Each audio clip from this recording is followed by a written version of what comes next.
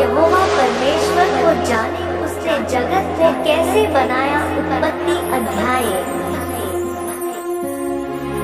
आदि में परमेश्वर ने आकाश और पृथ्वी की सृष्टि की, और पृथ्वी बेडौल और सुनसान पड़ी थी, और गहरे जल के ऊपर अंधियारा था, तथा परमेश्वर का आत्मा जल के ऊपर मंडलाता था। तब परमेश्वर ने कहा, उजियाला हो, तो उजियाला हो गया।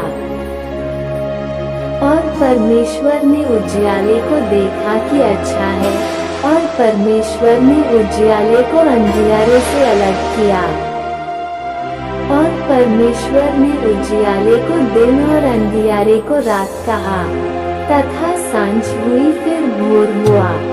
इस प्रकार पहला दिन हो गया।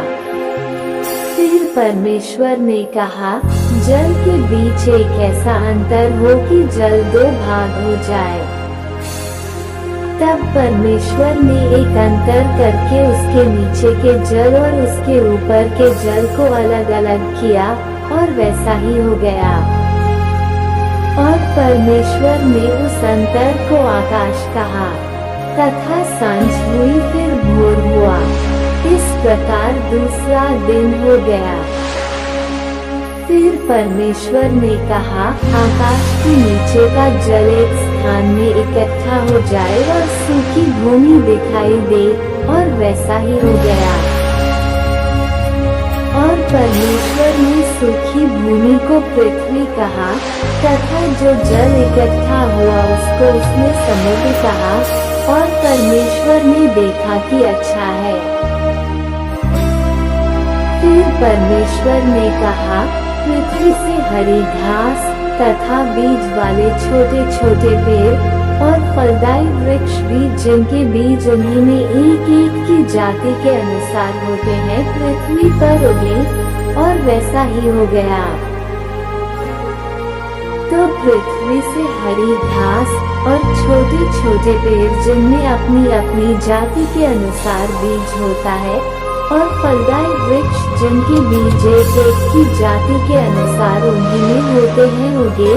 और परमेश्वर ने देखा कि अच्छा है। तथा सांझ हुई फिर भोर हुआ। इस प्रकार तीसरा दिन हो गया। फिर परमेश्वर ने कहा, दिन को रात से अलग करने के लिए आकाश के अंतर में ज्योतियां हों, और वे चिन्हों और नियत समयों और दिनों और वर्षों के कारण हों। और वे ज्योतियां आकाश के अंतर में पृथ्वी पर प्रकाश देने वाली ही रहे, और वैसा ही हो गया। तब परमेश्वर ने दो बड़ी ज्योतियां बनाई। उनमें से बड़ी ज्योति को दिन पर प्रभुता करने के लिए, और छोटी ज्योति को रात पर प्रभुता करने के लिए बनाया, और तारागण को भी बनाया। परमेश्वर ने उनको आकाश के अंतर में इसलिए रखा कि वे पृथ्वी पर प्रकाश दें, तथा दिन और रात पर प्रभुता करें, और उजियाले को अंधियारे से अलग करें। और परमेश्वर ने देखा कि अच्छा है। तथा सांझ हुई फिर भोर हुआ। इस प्रकार चौथा दिन हो गया। फिर परमेश्वर ने कहा, जल जीवित प्राणियों से बहुत ही भर जाए, और पक्षी पृथ्वी के ऊपर आकाश के अंतर में उड़े। इसलिए परमेश्वर ने जाति जाति के बड़े बड़े जल जंतुओं की और उन सब जीवित प्राणियों की भी सृष्टि की, जो चलते फिरते हैं, जिनसे जल बहुत ही भर गया, और एक एक जाति के उड़ने वाले पक्षियों की भी सृष्टि की। और परमेश्वर ने देखा कि अच्छा है। और परमेश्वर ने ये कहके उनको आशीष दी कि फूलों फलों और समुद्र के जल में भर जाओ, और पक्षी पृथ्वी पर बढ़े। तथा सांझ हुई फिर भोर हुआ। इस प्रकार पांचवा दिन हो गया। फिर परमेश्वर ने कहा, पृथ्वी से एक एक जाति के जीवित प्राणी अर्थात घरेलू पशु और रेंगने वाले जंतु और पृथ्वी के वन पशु जाति जाति के अनुसार उत्पन्न हो और वैसा ही हो गया। सो परमेश्वर ने पृथ्वी की जाति जाति के वन पशुओं को और जाति जाति के घरेलू पशुओं को और जाति जाति के भूमि पर सब रेंगने वाले जंतुओं को बनाया और परमेश्वर ने देखा कि अच्छा है। फिर परमेश्वर ने कहा, हम मनुष्य को अपने स्वरूप के अनुसार अपनी समानता में बनाएं और वे समुद्र की मछलियों और आकाश के पक्षियों और घरेलू पशुओं और सारी पृथ्वी पर और सब रेंगने वाले जंतुओं पर जो पृथ्वी पर रेंगते हैं अधिकार रखें। तब परमेश्वर ने मनुष्य को अपने स्वरूप के अनुसार उत्पन्न किया, अपने ही स्वरूप के अनुसार परमेश्वर ने उसको उत्पन्न किया, नर और नारी करके उसने मनुष्यों की सृष्टि की।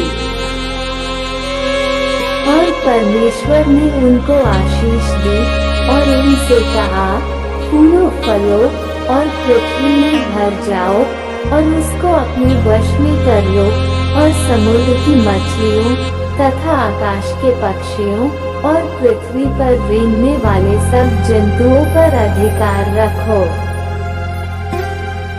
फिर परमेश्वर ने उनसे कहा, सुनो, जितने बीज वाले छोटे छोटे पेड़ सारी पृथ्वी के ऊपर हैं और जितने वृक्षों में बीज वाले फल होते हैं वे सब मैंने तुमको दिए हैं, वे तुम्हारे भोजन के लिए हैं।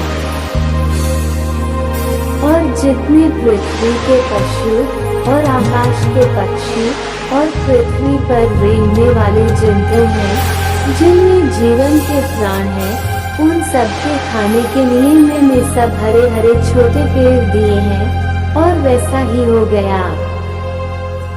तब परमेश्वर ने जो कुछ बनाया था सबको देखा तो क्या देखा कि वह बहुत ही अच्छा है।